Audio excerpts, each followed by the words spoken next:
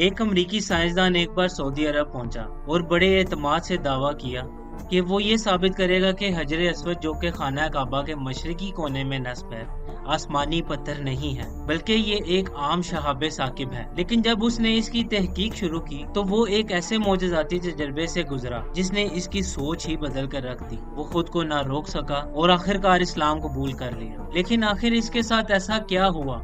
ये पत्थर पानी में क्यों नहीं डूबा और इसका टुकड़ा इंग्लैंड क्यों ले जाया गया? इन हैरत अंगेज सवालात के जवाबात जानने के लिए हमें सबसे पहले ये समझना होगा कि ये मुकद्दस पत्थर जमीन पर आया कैसे था। और अगर आप भी ख्वाब देखते हैं कि कभी आप इस पत्थर को बोसा दें तो कमेंट्स में इंशाल्लाह जरूर लिखें। वीडियो को लाइक करें और हमारे चैनल को सब्सक्राइब करना ना भूलें। तो आइए इस रूहानी सफर का आगाज करते हैं। अरबी जुबान में इसे हजर अस्वद कहा जाता है, जिसका मतलब है काला पत्थर। ये खाना काबा के मशरकी कोने में नस्ब है और तवील अरसे से अहले ईमान और मुहक्किकीन की तवज्जो का मरकज बना रहा है। इसकी मौजूदगी इस्लाम में गहरी रूहानी और इलामाती अहमियत रखती है, लेकिन इसकी असल हकीकत आज भी लोगों से पोशीदा है। हजर अस्वद की एक तवील और बामायनी तारीख है जो इसे इस्लाम के अहम तरीन पत्थरों में से एक बनाती है। हजरत इब्राहिम अलैहिस्सलाम के जमाने से लेकर हजरत मोहम्मद सल्लल्लाहु अलैहि वसल्लम के दौर तक ये पत्थर खाना काबा का हिस्सा रहा है और इसकी रूहानी अहमियत बरकरार है। इसके जमीन पर आने के मुतालिक मुख्तलिफ रवायात मौजूद हैं। एक रिवायत के मुताबिक जब हजरत आदम अलैहिस्सलाम को जन्नत से जमीन पर उतारा गया तो ये पत्थर भी उनके साथ ही आया ताकि वो उसे उस जगह की निशानदेही के लिए इस्तेमाल कर सके जहां उन्हें अल्लाह का पहला घर तमीर करना था। लेकिन सबसे मारूफ और काबिल कबूल रिवायत हजरत इब्राहिम अलैहिस्सलाम और उनके बेटे हजरत इस्माइल अलैहिस्सलाम से मंसूब है। इस रिवायत के मुताबिक जब वो अल्लाह के हुक्म से खाना काबा की तमीर मुकम्मल कर रहे थे तो दीवार में एक खला रह गया। हजरत इब्राहिम अलैहिस्सलाम ने अपने बेटे से कहा कि कोई पत्थर ढूंढ कर लाएं जो इस जगह पर लगाया जा सके। हजरत इस्माइल अलैहिस्सलाम जब तलाश करके वापस आए तो देखा कि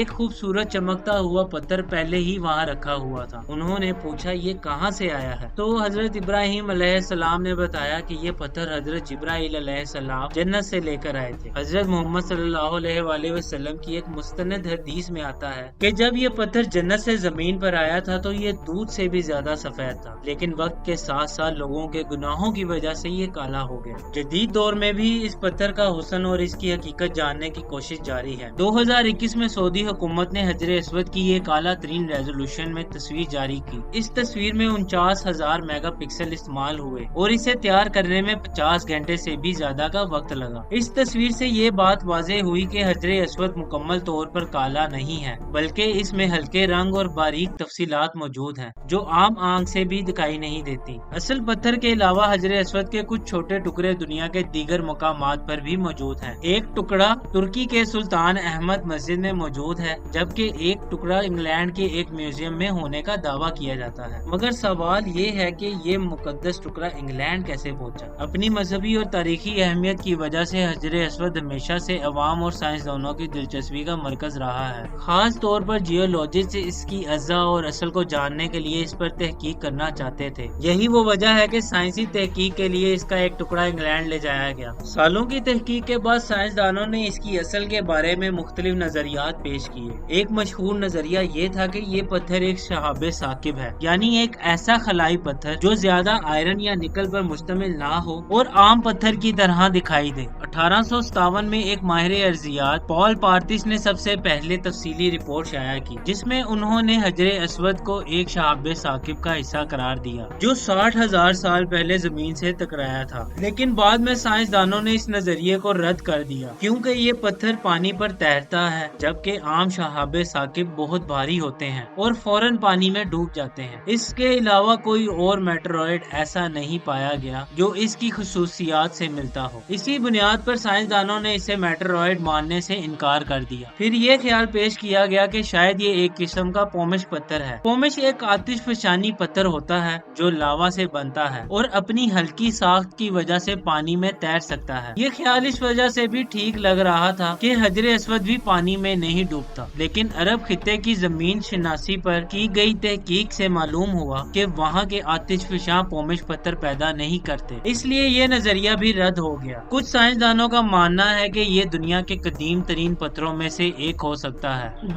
आमतौर पर साइंसदान पत्थरों की उम्र कार्बन डेटिंग के जरिए ذریعے معلوم کرتے ہیں، لیکن حجر اسود کے لیے یہ طریقہ کار بھی ناکام رہا۔ ایک اور دلچسپ بات یہ ہے کہ دنیا میں حجر اسود جیسا کوئی اور پتھر آج تک دریافت نہیں ہوا، اس لیے کچھ ماہرین نے نتیجہ اخذ کیا کہ یہ پتھر زمین سے تعلق ہی نہیں رکھتا، اس کی ثقافت کسی بھی معروف پتھر سے میل نہیں کھاتی۔ پھر ایک اور نظریہ پیش کیا گیا کہ شاید یہ ایک امپیکٹائٹ پتھر ہو، یعنی وہ پتھر جو کسی شہاب ثاقب کے زمین سے ٹکرانے کے بعد بنتا ہے۔ یہ نظریہ سویڈن کے جیولوجسٹ الزبتھ تھامس نے دیا، جنہوں نے سعودی عرب کے وبار کریٹر پر تحقیق کی۔ وہاں جو امپیکٹائٹ پتھر ملے وہ بھی پانی پر تیر سکتے تھے، لیکن بعد میں معلوم ہوا کہ وبار کریٹر 1704 میں وجود میں آیا، جبکہ خانہ کعبہ تقریباً 4000 سال قبل تعمیر ہوا تھا، لہٰذا حجر اسود اس جگہ سے بھی نہیں آیا ہو سکتا۔ اس سب بات سے ثابت ہوتا ہے کہ حجر اسود نہ تو شہاب ثاقب ہے، نہ آتش فشانی پتھر، اور نہ ہی امپیکٹائٹ۔ کئی تحقیقات کے باوجود سائنسدان